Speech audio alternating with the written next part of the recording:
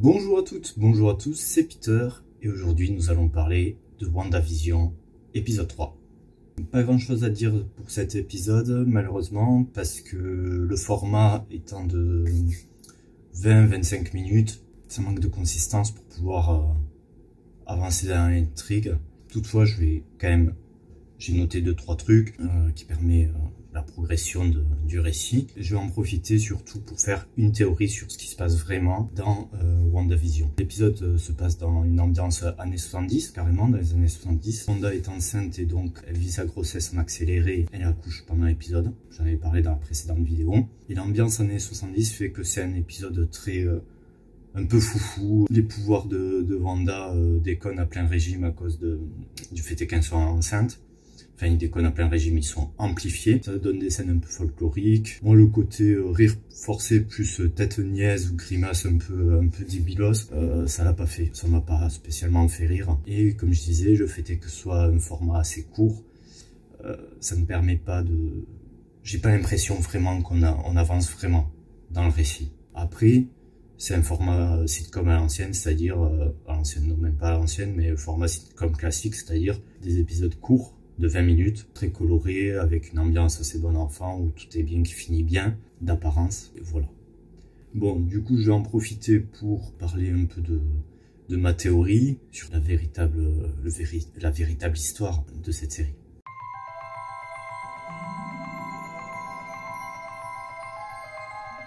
Quelle est ma théorie? Il y a beaucoup de gens qui pensent que Wanda est enfermée avec des fantômes et qu'elle est l'objet d'une entité mystique supérieure et qui fait qu'elle vit une réalité qui ne devrait pas exister ou alors une réalité illusoire. C'est pas mon cas. Je pense que c'est un peu plus rationnel que ça. Je pense que Wanda en fait fait une thérapie.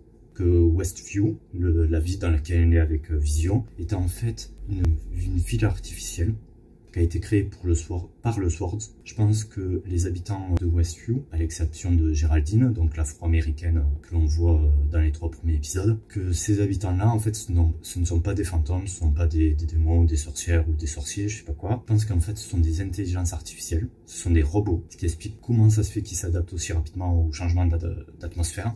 Parce qu'on change d'ambiance du jour au lendemain, hein. Le changement années 60-70 se fait en 24 heures. Il y a une phrase à un moment, le docteur qui ausculte Wanda dit qu'à Vision qu'on ne s'échappe pas facilement des petites villes. C'est plus facile d'y rentrer que d'en sortir, grosso modo, comme s'ils avaient toujours été là. Ces intelligences artificielles auraient été là, en fait, pour moi, sont là pour permettre à Wanda de faire une thérapie. Bon, je vais pas vous faire le background du personnage, mais depuis qu'elle est apparue dans les films Avengers, elle a quand même subi une série de traumatismes assez importants, quoi. Ma théorie, c'est qu'elle a dégoupillé, elle a pété un plomb, elle est devenue folle, enfin dépressive, et que pour gérer cette thérapie, parce qu'elle est surpuissante, une thérapie qui la mettrait face à ses problèmes, et sans non plus mettre des gens en danger, on l'a enfermée ou cloisonnée dans Westview avec des êtres artificiels. Sauf que ça a dérapé, et au lieu de faire face à ses problèmes, elle inscrit une réalité où elle est heureuse, elle a une famille. Et elle utilise en fait ces références d'un monde parfait, ben, c'est des sitcoms américaines, où tout est bien qui finit bien. Je sais pas depuis combien de temps elle est enfermée, ou depuis combien de temps elle a réussi à changer la donne. En fait, elle s'enfonce dans un gros déni du Sword, et donc le Sword essaie de récupérer la main, de reprendre contact avec elle